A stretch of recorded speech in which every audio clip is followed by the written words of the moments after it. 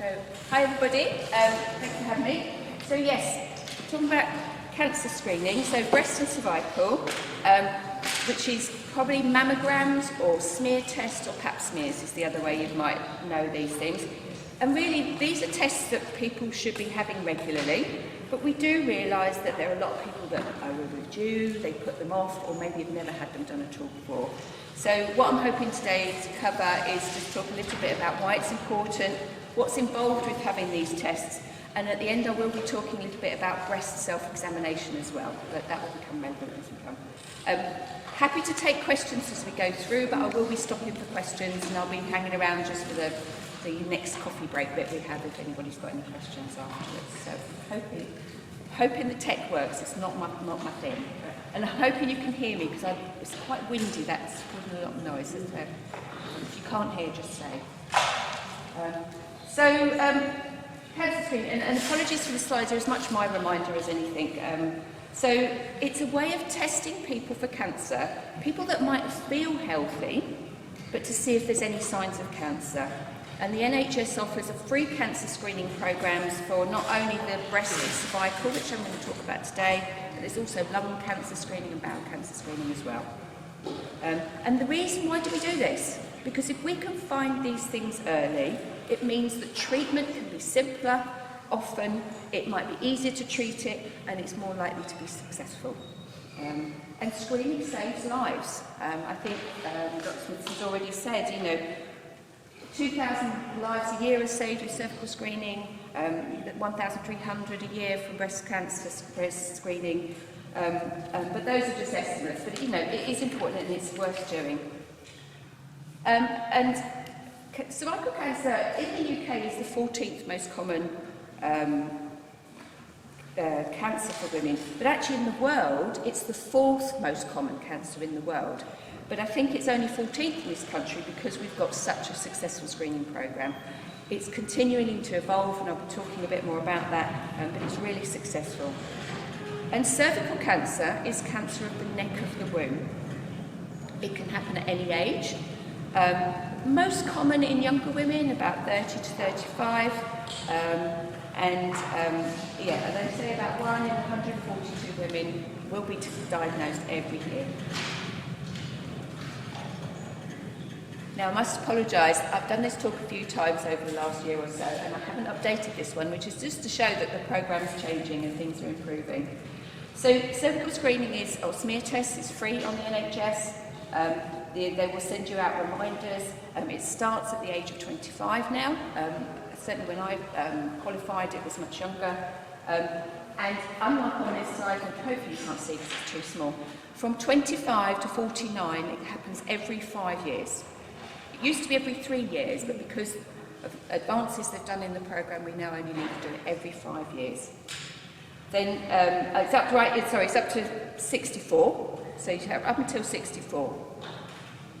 You will stop at 65 unless any of your last 3 tests have been abnormal. So if your last 3 tests have been normal, at 65 you'll stop. If you've had any abnormal ones, they will want to carry on and make sure that everything's clear before they stop doing it. This is just to say those that don't need to have a test done. So basically, if you haven't got a cervix, if you haven't got a neck of the womb, the commonest one is if you've had a complete hysterectomy.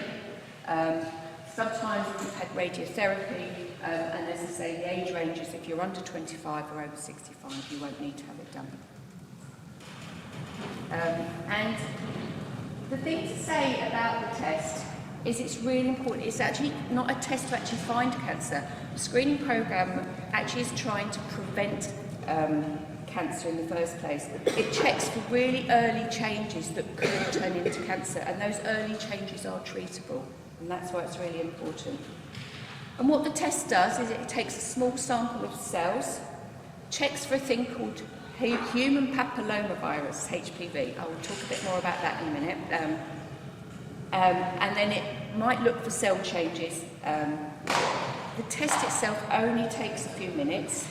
I'm hoping this will work.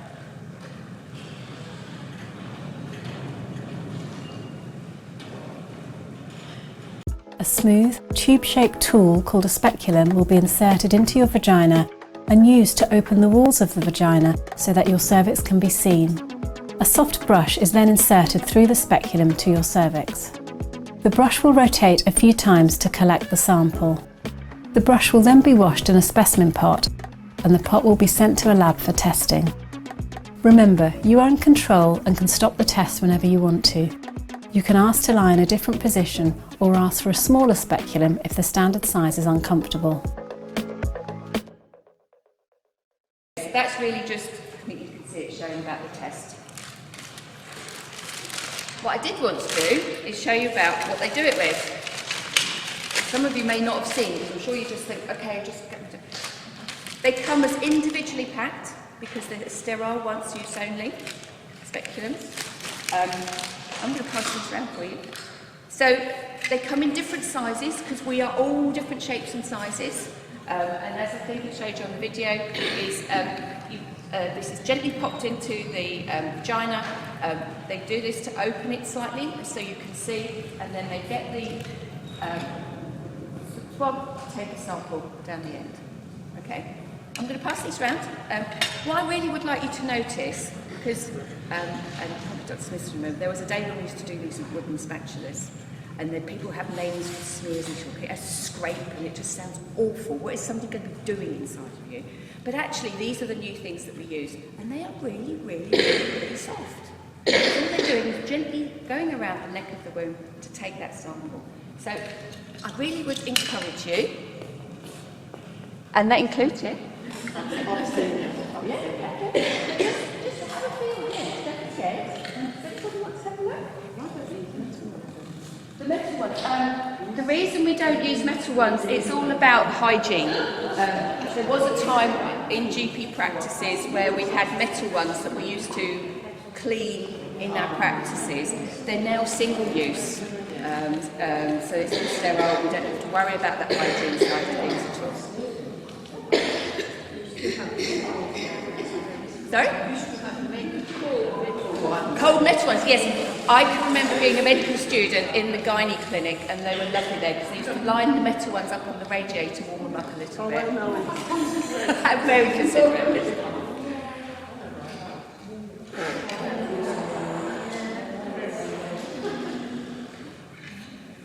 So, HPV, human papillomavirus, we call it HPV for short, has been around with the screening programme for about 6 years now. So there was a time when they used to just take a sample of cells and look at that. But HPV is a virus that's linked to most cases of cervical cancer. I think 99.8% was what I found when I was looking up for this talk, the details. So most cases are linked with this virus.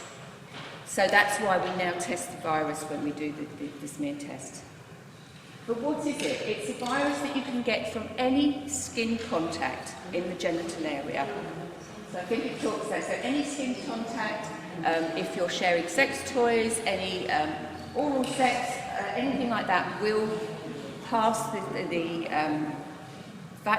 virus from one person to another. And to be honest, actually most people at some point in their lives will have probably had this virus and not even know about it. Usually, if you were to test people, the infection stays around for a couple of years, goes of its own accord, you don't know anything about it, it's not a problem. But sometimes the virus can stay around, and sometimes it can cause those cells on the neck of the womb to have changes that could lead to cancer. So when you have your smear test now, when they're taking that sample of cells, they check for the virus first.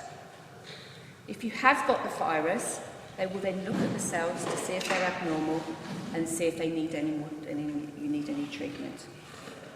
The other thing to mention about this virus, because we know much more about it now, is there's now a vaccination programme for this.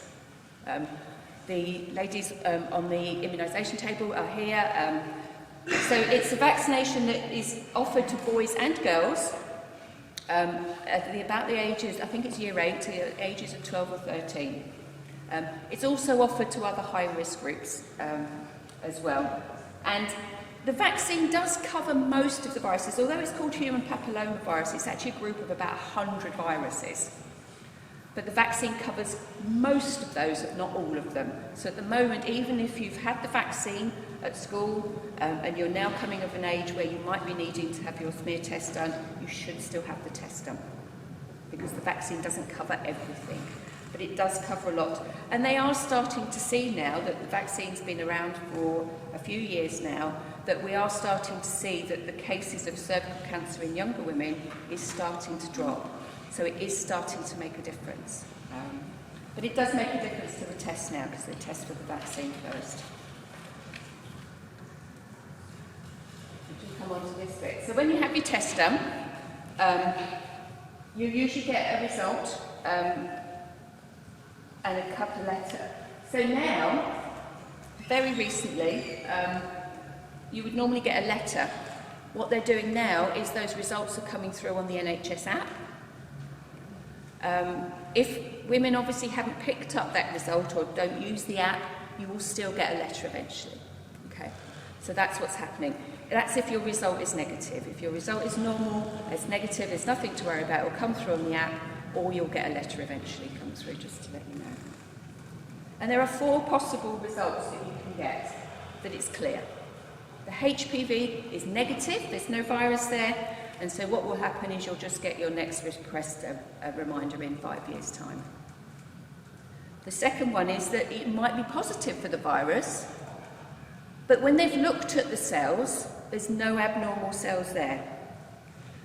For those women, what will happen is you will be invited to have another test in a year's time, because although the cells were normal, you have got the virus. So they'll want to check you a little bit more often to see if that virus is still there. But as I say, a lot of the time that virus will go away and you won't need to worry. The third one is they've found the virus and they've found some abnormal cells. So these are the ladies that will be invited to go to the colposcopy clinic. And at the colposcopy clinic, it's a similar procedure to having a smear test, where they'll actually look more closely, and then they will do that in the hospital, and then they'll decide what further treatment you may need, depending on what they find. And the very last one is to say that occasionally you'll be asked to come back within 3 months. This isn't a problem, doesn't mean there's anything wrong at all. It just means when they took the sample, they didn't have enough or a good enough sample to do all the tests that they needed to do. So they give it 3 months, and then they redo it and just do that. So if you get that 3-month reminder, it's nothing to worry about. It just means for some reason they didn't quite good enough sample, and they just need to do it again. Okay.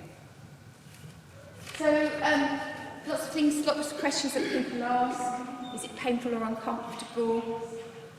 Everybody's different. People do sometimes find it's uncomfortable. But what you have to remember is that the staff, the nurses or doctors there that are doing the test, they're there to help you, they want to help you. Talk to them about it. Let them know. If it was comfortable before, say to them, let them know if they're having difficulty putting the speculum in or getting the right position to be able to see, to take the sample, and it's becoming uncomfortable, let them know. They will do what they can to help. They will stop and make it as comfortable as possible to get the test done for you. If you've had your test done abroad, now some people who've moved to the country or been away or whatever think, well, I've had it done abroad. Well, what you need to do is let the system know and your GP records know what you've had done abroad, the results. But you probably will still be invited to have it done again in this country.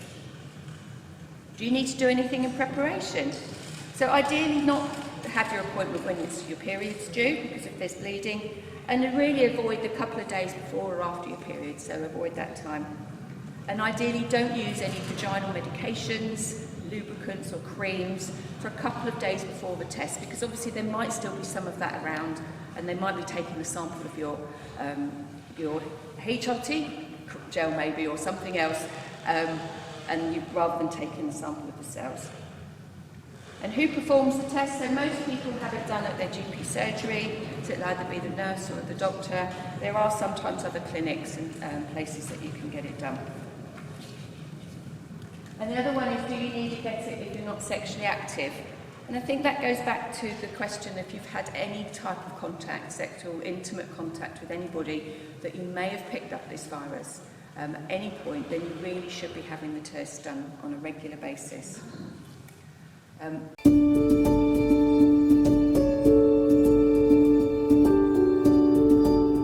Hi, I'm Jess from Wisbech Primary Care Network. Today I'd like to talk to you about cervical screening, or how it's most commonly known as smear tests. All of the services we're going to look at today are available across all locations in and around Wisbech. This video is aimed to offer you some information as to why we offer cervical screening and what to expect at your appointment. Anyone with a cervix aged between 25 and 64 who is registered at a GP practice will be invited to have cervical screening. You can choose to opt out of this process at any time. When you're aged between 25 and 50, you'll be invited to attend every 3 years, and from 50 to 64, this will change to every 5 years. Cervical screening is done at your GP surgery by a practice nurse. The nurse will often be female, and at the time of booking, you can ask if your nurse will be male or female. You may also request to bring a chaperone. The test itself usually takes a few minutes, but you can expect to be in the appointment for around 15 to 20 minutes. This is as you'll be asked to confirm your details, and we will discuss why we've invited you to be screened, as well as offering you time to talk about any worries or concerns you may have. Cervical screening is not a test for cancer. We're looking for traces of HPV, the human papillomavirus, and if this virus is detected, your sample will then be screened for any abnormal cells that, if left untreated, may turn into cancer. You can visit the NHS website to find out more on HPV and how this is treated. Once you feel comfortable and consent to be screened, you'll be directed behind the curtain and given a sheet to cover yourself. The nurse will then ask you to undress from the waist down, and if wearing trousers, remove them along with any underwear. Once you're undressed, lay on the couch and use the sheet provided to cover yourself. The nurse will then ask permission to come behind the curtain and will be wearing an apron and gloves. Don't be alarmed if she has on a mask. This has become common practice since the COVID-19 pandemic. You'll then be asked to bend your knees, taking your heels to your bottom to allow your legs to part. The procedure involves the speculum being inserted inside the vagina and open to expose the cervix. The aim is to see the cervix and insert the brush into the cervix opening and rotate 5 times. This is where the nurse will then apply a small amount of lubricant to the speculum and insert this into the entrance of the vagina. Once complete, you can dress and your sample will be sent to the lab and your results will be posted to you. If the result is clear, you'll be asked to attend in 3 years' time. If HPV is detected with no abnormal cell changes, you'll be asked to attend in 1 year to retest. If there is HPV and cell changes are detected, you will receive an invitation to attend your local hospital for further assessment and review. Thank you for watching this video. Should you have any concerns about cervical screening, please visit the website below or contact your local practice.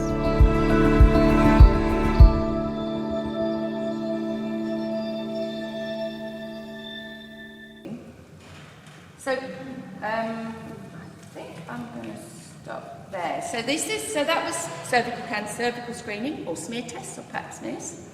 A lot about HPV. I know it's a whole new thing for a lot of us to really get. So I'm just thought there's any questions or anything about that? Yeah. What is cervical screening?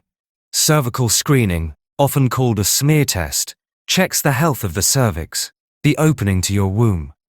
It looks for the human papillomavirus, HPV, that can cause abnormal cell changes, helping prevent cervical cancer before it starts. Why is it important? Screening can spot early changes in cervical cells before they turn into cancer. Most cervical cancers can be prevented through regular screening. Who is invited for screening? Women and people with a cervix, aged 25 to 64, are invited for free NHS screening. Age 25 to 49, every 3 years. Age 50 to 64, every 5 years. What happens during the test? A small sample of cells is taken from your cervix using a soft brush. It only takes a few minutes and is done by a nurse in a private room. Is it painful? Some people find it a bit uncomfortable, but it shouldn't be painful. You can ask to stop at any time. What does the test check for? It checks for high-risk HPV types that can cause cell changes. If HPV is found, the same sample is checked for abnormal cells. What happens if HPV or abnormal cells are found? You may be invited for another test or a quick procedure called a colposcopy to look more closely at the cervix. This doesn't mean you have cancer. Most changes clear up on their own. What if I missed my last screening? You can book a test anytime through your GP practice, even if your letter is overdue. Do I still need screening if I've had the HPV vaccine? Yes. The vaccine doesn't protect against all HPV types, so screening is still important. I feel nervous or embarrassed. What can I do? You can ask for a longer appointment, a female nurse, or bring someone with you. The staff are trained to make you comfortable and respect your privacy. Can I have a test if I'm on my period or pregnant? It's best to avoid testing during your period. Screening isn't done during pregnancy, but can be arranged a few months after birth. When will I get my results? Usually within 2 to 4 weeks by post. Most people get a normal result.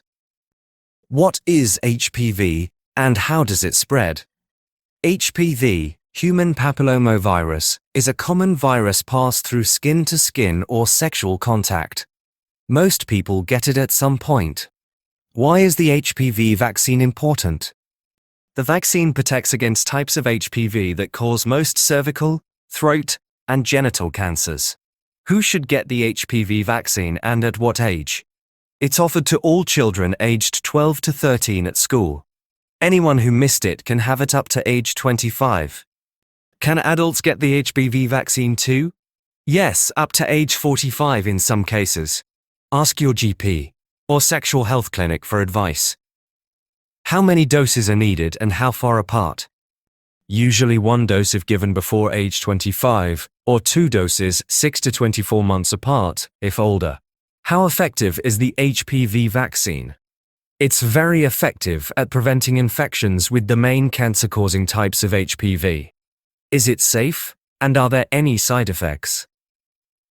Yes, it's been safely used worldwide for many years. Side effects are usually mild, like a sore arm or mild fever. Do you still need cervical screening if you've had the HPV vaccine? Yes. The vaccine doesn't protect against all types of HPV, so regular screening is still important. Why do boys also get the HPV vaccine? Because HPV can cause cancers and warts in men too, and vaccinating boys also helps protect their partners.